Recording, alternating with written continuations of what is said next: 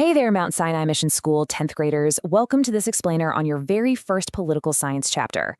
I'm absolutely thrilled to be your guide today as we master the foundational concepts of power sharing together. Here is our roadmap for today. We'll be looking at what is power sharing, comparing 2, Belgium versus Sri Lanka, diving into 3, why power sharing matters, checking out the 4 forms of power sharing, and wrapping up with your 5 NCERT exam revision points. All right, let's jump right into Section 1, what is power sharing? Before diving into complex global politics, let's talk about everyday life. Power is really just the ability to make decisions, right? Think about your principal running Mount Sinai, or your folks setting the guidelines at home. It makes total sense. But in a country, if you hand all that decision-making power to just one person or one specific group, well, that is almost a guaranteed recipe for inequality and some serious conflict. So to avoid that mess, democratic countries do something incredibly smart. They deliberately share the power. Instead of letting one entity hoard control, they distribute it across different organs, levels, and groups in society. It's basically making sure everyone gets a seat at the table. This system ensures fairness, gets people actively participating, and keeps the whole country stable in the long run. Moving right along to Section 2, Belgium versus Sri Lanka. To see how this theory actually plays out in the real world, let's look at a classic do versus don't scenario. First up is Belgium, a small European country with a really tricky puzzle. Nationwide, the Dutch-speaking community was the majority at 59%. But, plot twist, in the capital city of Brussels, the French-speaking minority actually held an 80% supermajority, and they were generally wealthier and more influential. You can imagine the intense friction this caused over language and political control. Now, flip the map and look at Sri Lanka. They had a completely different dynamic. You've got a massive Sinhalese majority, making up 74% of the population, and they mostly follow Buddhism. On the flip side, you have a Tamil minority of about 18%, mostly following Hinduism or Christianity. After independence, that massive Sinhalese majority easily won the democratic elections. And here is a massive exam tip for you. Literally circle this in your notes. Majoritarianism. It's the belief that the majority community should just rule however they want, completely ignoring the needs of the minority.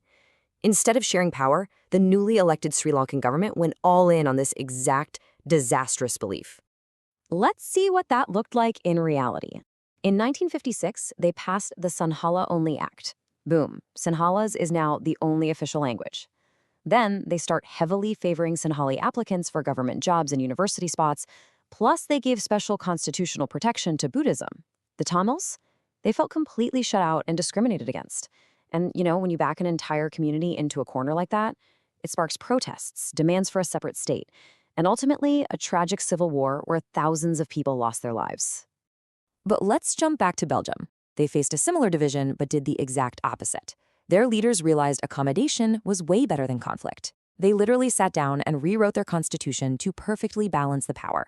Equal numbers of Dutch and French ministers in the central government? Check.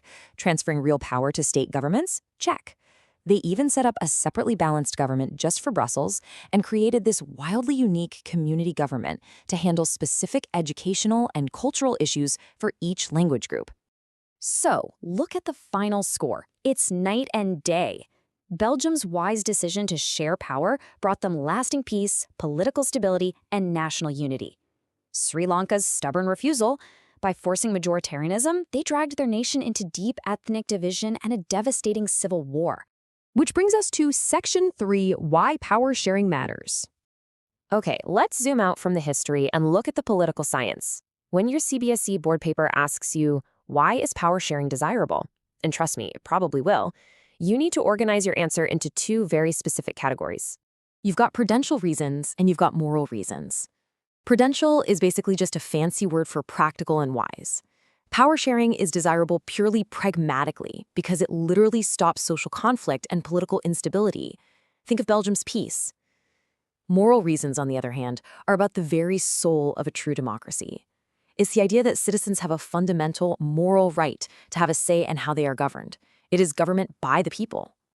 All right, on to Section 4, forms of power sharing.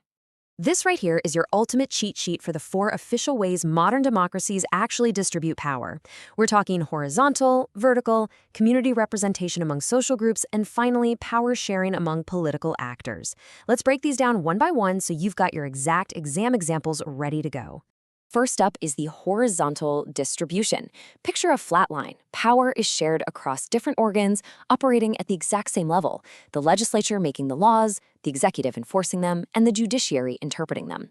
This creates a brilliant system known as checks and balances. It keeps the parliament, the prime minister, and the Supreme Court all checking up on each other so absolutely nobody turns into an absolute dictator. Next is the vertical distribution. Imagine a ladder. Power flows top-down from a higher national or central government down to the state governments, and even further down to local levels like our panchayats and municipalities. We call this federalism. And spoiler alert, this is such a massive deal in political science that it actually gets its own dedicated chapter next. The third form is sharing power among different social groups. Belgium did this beautifully with their community governments for language groups. But here in India, we use something else. We use a reservation system with reserved seats.